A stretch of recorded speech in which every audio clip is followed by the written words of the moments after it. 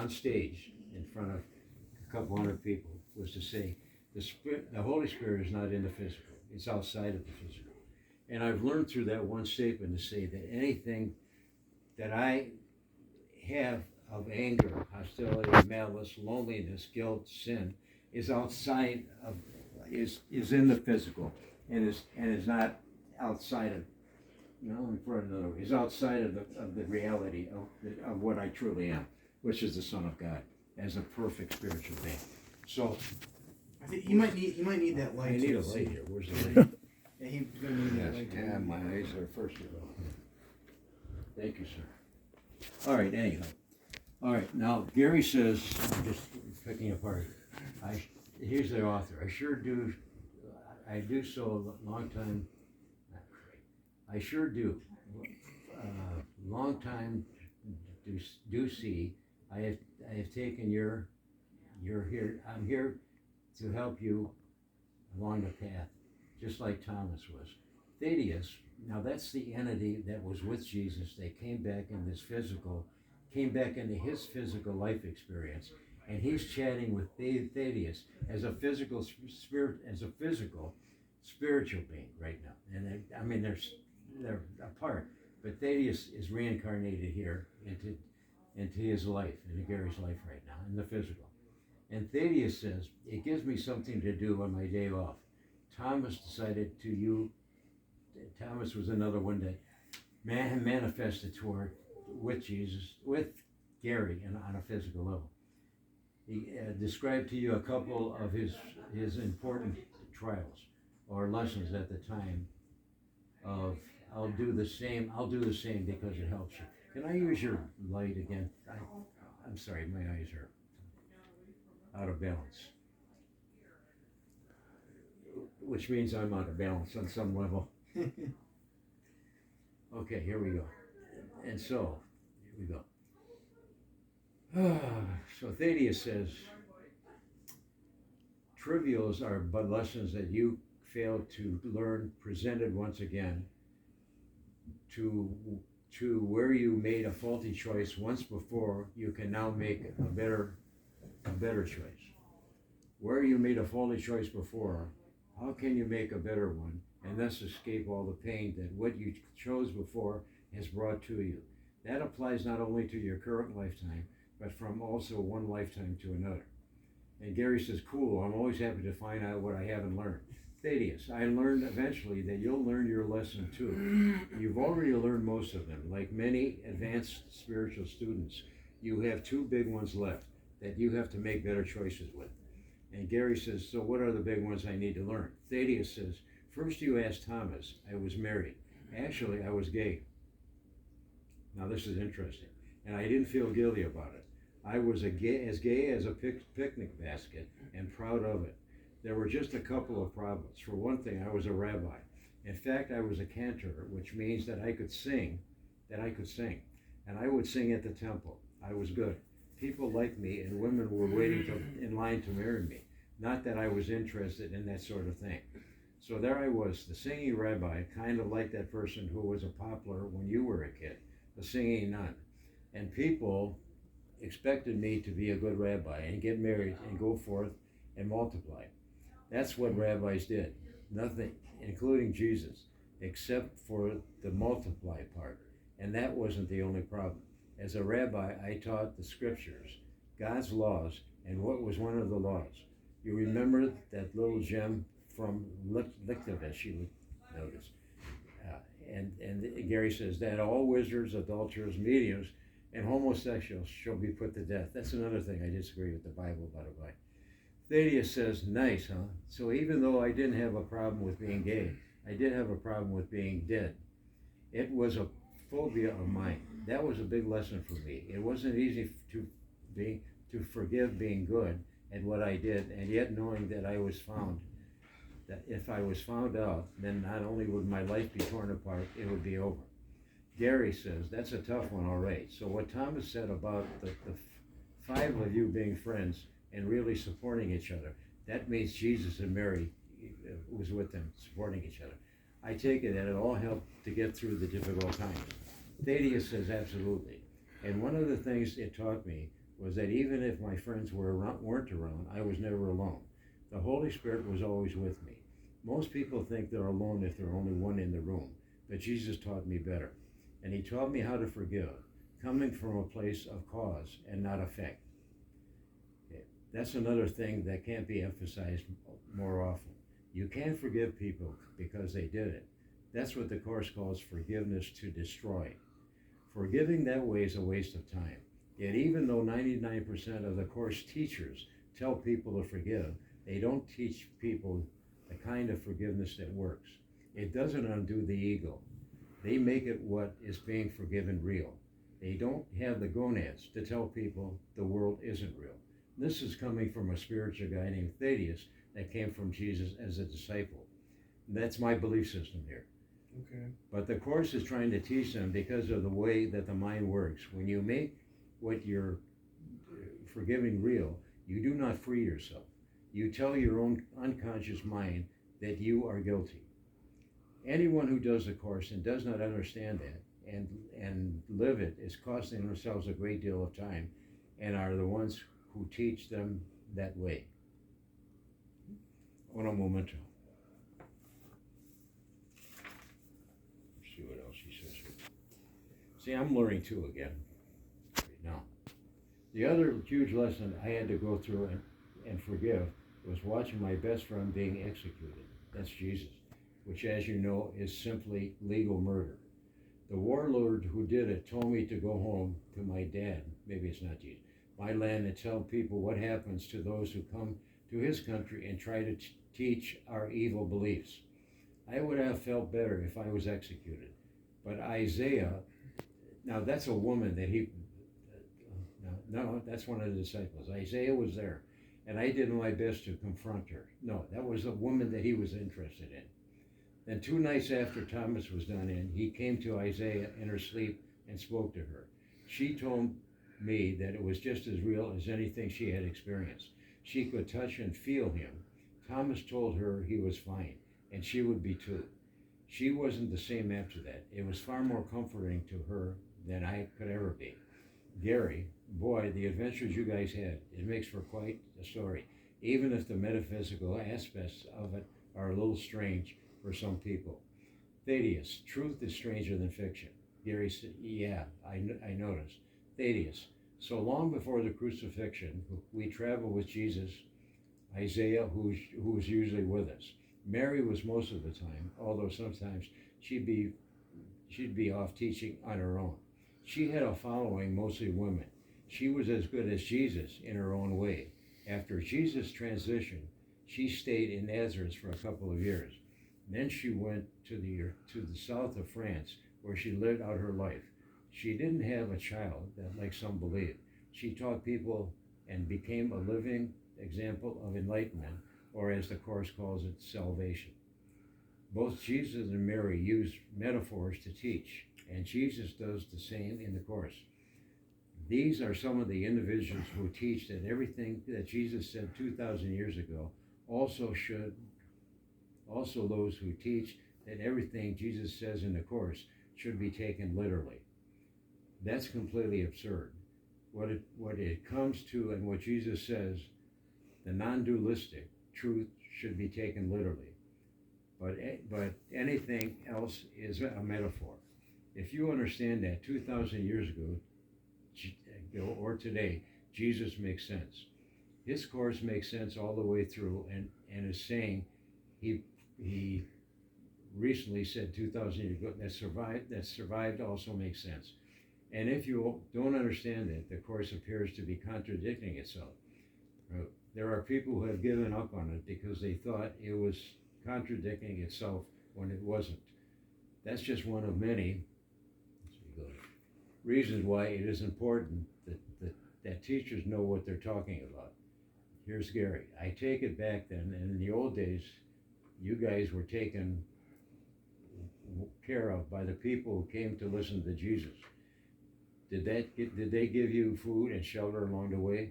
Thaddeus, most of the time Jesus' reputation preceded him, but there were other times when we ended up hungry. Gary, did Jesus accept money? He's just kidding. Thaddeus, he worked for tips. They're just playing now. Mm-hmm. Okay. Gary, seriously, Thaddeus, don't take any of this seriously. You have some of the humor that's worth keeping. By the way, I didn't talk about the anxiety I had. You'll hear more about that later. Okay. It says here that Mary Magdalene died in Ephesus, near modern Turkey, Salak, Turkey. Well, this book says France. Yeah. So, okay. Well, there's a difference of opinion, obviously. I want to get to more serious stuff here. What do we got? Can I interject just really Yes, quick? you can. So Encyclopedia that's Britannica. the story of the individuals that lived, thousands of years ago, right? Like everything you just read, right? Well, yeah, Jesus, and then manifested Right. back as a physical being. Yeah. Now, Gary is the author. Yes. Now, so Gary wrote all that. Yes. Everything you just read to me. Yeah. Where did he get that story from? From the entities that manifested themselves, they called them Thaddeus and Thomas, 2,000 years ago, came to him physically, and he wrote, and they talked to him, and he wrote this book through their statements. Okay, is there any like manuscript from the time period of that story? I think this is the manuscript.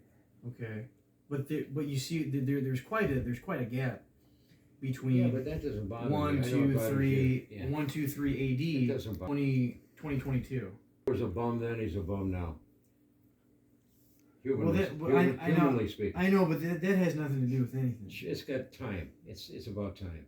Because that book over there, I can take you down to the Museum of the Bible in Washington It D.C. doesn't matter. to and me. and they This is have all- manuscripts from 200-300 AD of that Well, this on display. This talks about that too. This talks Well, about. no, I realize that, but I'm just saying I'm more likely to believe in something. I'm sure you are. that- I'm sure you are. That's the way you were taught. I understand that. that has a physical manuscript. All right, can I go on? Yep. Yeah. Okay. Thank you, sir. Okay. This is Pursue now. This is another entity that came back to him. Thaddeus came back to him. Pursue took another name. That was Thomas in another incarnation. And this is very difficult to pick up if you haven't. See, I've been through this already. I've seen a soul manifest. Michael was around when a soul manifested. He was a baby, but they manifested in our home in Timberlake. I pick up a book. I put a book down here. I turn around. The book was gone. This stuff to me is true because it happened to me. This manifesting of a physical being that came to a group of us in my home in Timberlake. One group went through when Mark was born, my other son. Mark came in through my ex-wife and says, "You cannot stop me from being pregnant in your body. That's already been determined by you and I in another life experience. You're going to get pregnant, and my name is Mark." That's why we named him Mark, by the way. I stand corrected. He said my name is David. Mark's name is Mark David Ruffson. That's where David comes from. Anyway, let me cruise on here. All right, let's just Pursue again. Another thing that will help you will be to stop being concerned about what people think. Don't forget what Jesus says. Forgive them, Father, for they know what they do, not what they do. And that's in your Bible too. The reason they didn't know what they were doing was because they were projecting their unconscious guilt onto him. But they didn't know it. They just thought they were right. Of course, what they really were was insane. Not that they were really here. That's scary. Pursue. See, you're getting it. You made these images.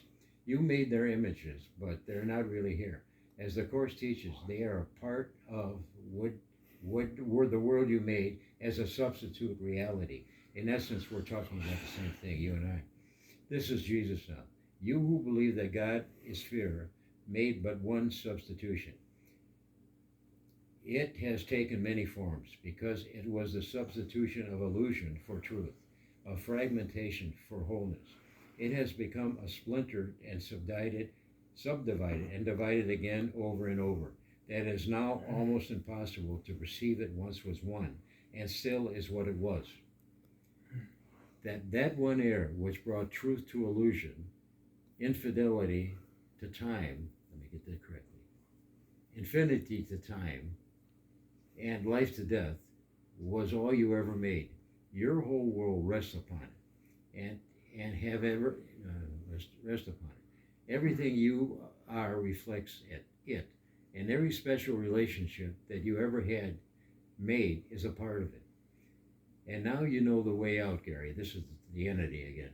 You use the mind to choose between the body and spirit.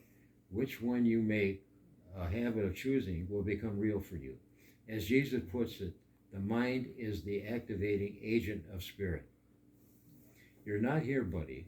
That's art, and you'll experience that even more now. You deserve it. Your forgiveness has saved you well, and will continue to do so. We'll see you the next time. Until then, remember these words from the Course, and be assured that your salvation is secure. This is Jesus. Forgiveness is the key to happiness. I will awaken from the dream that I am mortal, fallible, and full of sin, and know I am the perfect Son of God. So, do I believe these things that are happening? Some of them happened to me. I should have brought this out to you before. Maybe I didn't.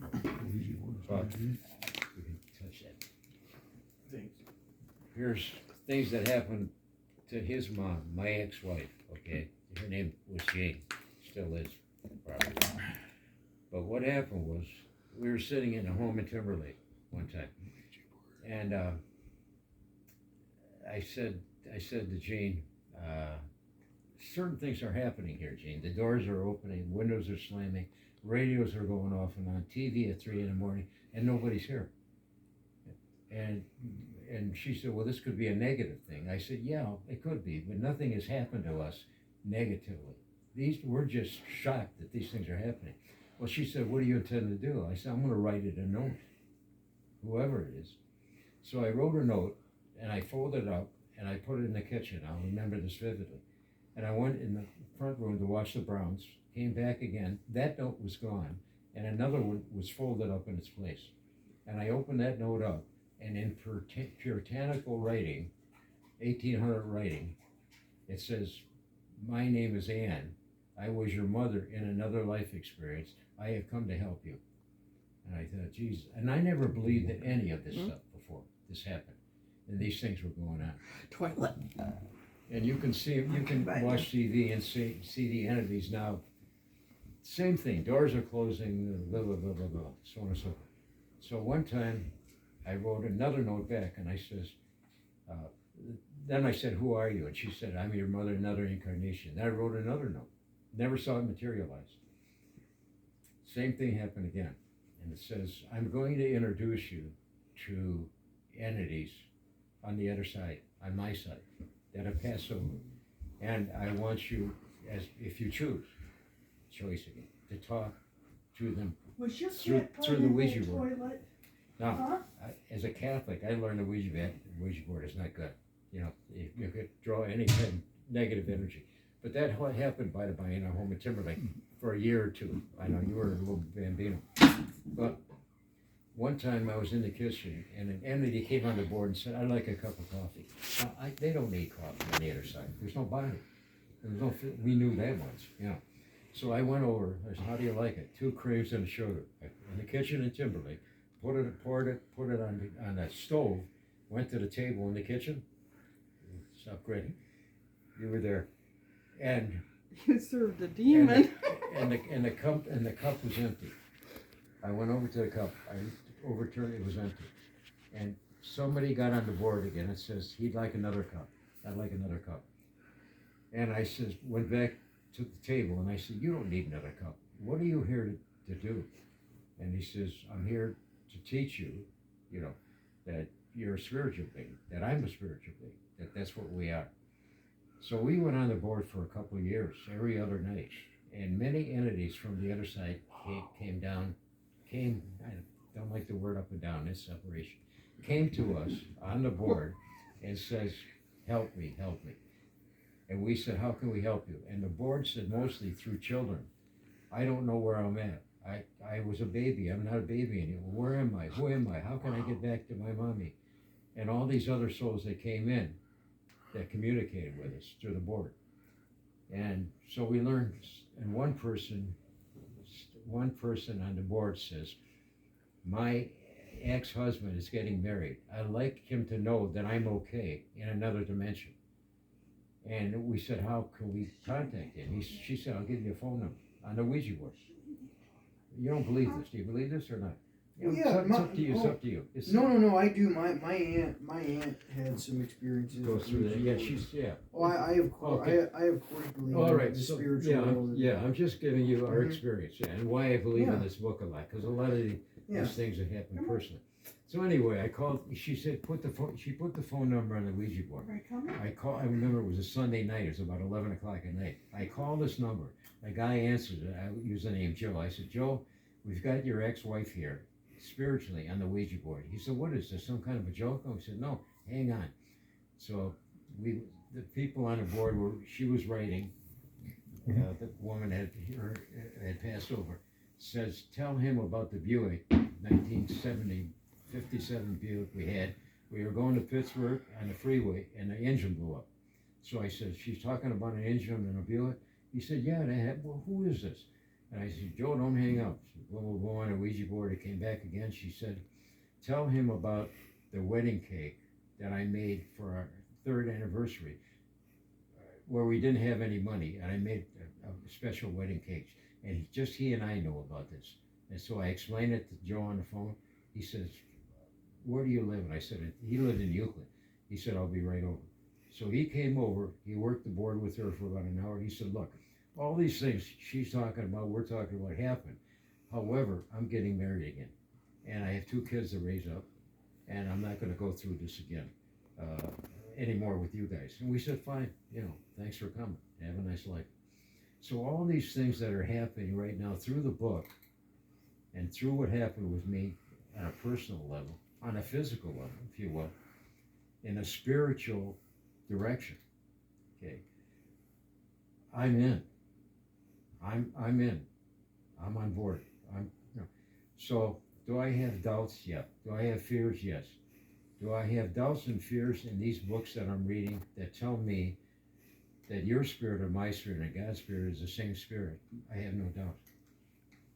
And that's what I'm learning from these books that I'm reading and relearning. And because this ego thing that we were talking about says that one of the entities says in this book, the teachers that teach the course do not have gonads to tell the truth, that there is no world, that there is no universe, that there is no sin, they don't teach the course. They teach something, it's just like in the Bible. They taught things in the Bible that they thought were real, but all these prophets were just guys, they thought this was real and they put it in a book.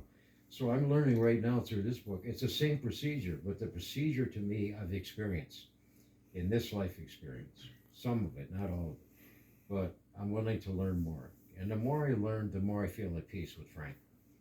That's why this one entity in one of my books here says, choose peace, peace, peace, peace, because that's what you are. So in everything, and it says everything you do, choose it peacefully. Until you get that within you, that's all there is peace, and that's all you are, is peace.